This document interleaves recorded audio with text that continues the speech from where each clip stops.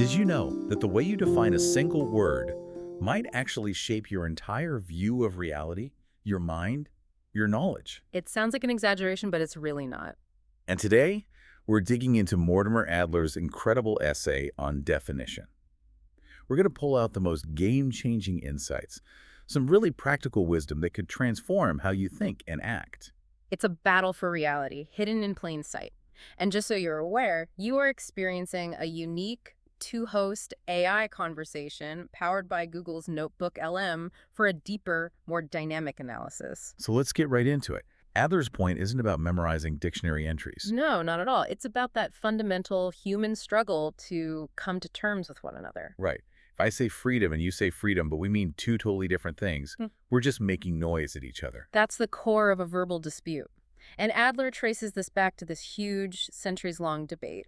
On one side, you have the so-called nominalists, people like Thomas Hobbes and John Locke. Locke is the one who was so big on personal liberty, wasn't he? In everything. He argued that every person has a liberty to make words stand for whatever ideas they please. So a definition isn't some deep truth about the world. To them, no. It's just an agreement. It tells you how we've all decided to use a particular label. That feels very modern. My truth is my truth. It does. But the other side, the realists, they would just not accept that. People like Aristotle and Aquinas. Yes. They argued that nature has real boundaries. You don't invent definitions, you discover them. They're trying to capture the true essence of a thing. The example from the essay that made it click for me was gold. A follower of Locke would say gold is just our word for a shiny yellow metal that doesn't rust. And if you find something that fits that description, you can call it gold. The word is just a useful label. But a realist would say, hold on, absolutely not. Exactly. They'd say gold has an atomic number. It has a specific underlying nature. A true definition has to describe that reality, not just our social agreement about the word. So one side says we draw the lines, and the other says the universe draws them, and we just have to find them. But then Adler brings in mathematics.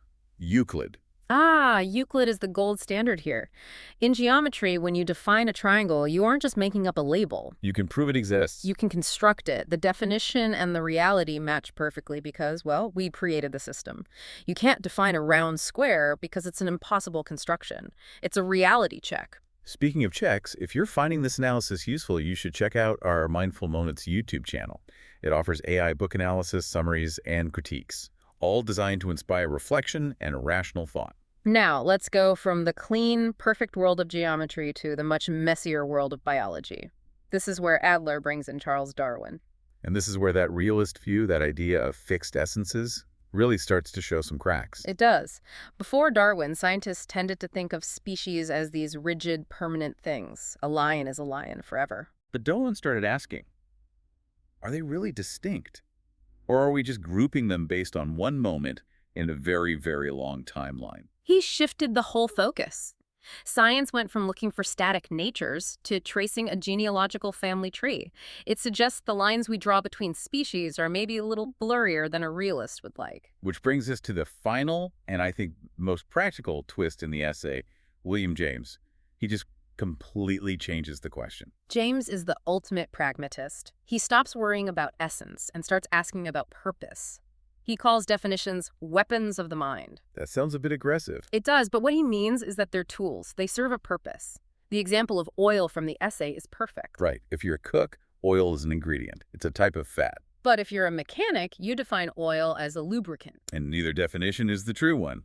Neither one is wrong. Precisely. They're just designed for different interests, different goals. James shows us that the definition you care about is the one that serves your purpose. So, to bring this all home for everyone listening, this matters because the next time you're in an argument, you can stop and ask, are we actually disagreeing about the facts? Or are we just using completely different definitions because we have different purposes? Most arguments are really just that. The conflict often just evaporates once you realize it. And that is the ultimate social skill. Learning to define your terms is how you stop fighting and start communicating. We hope this look at Adler's essay helps you navigate your own reality. And for more, click the link on screen for the in-depth work Essential Ideas. Subscribe, share, purchase via the link, and always think rationally. And see the many genre-based podcasts at Mindful Moments. Nourish your mind on the go.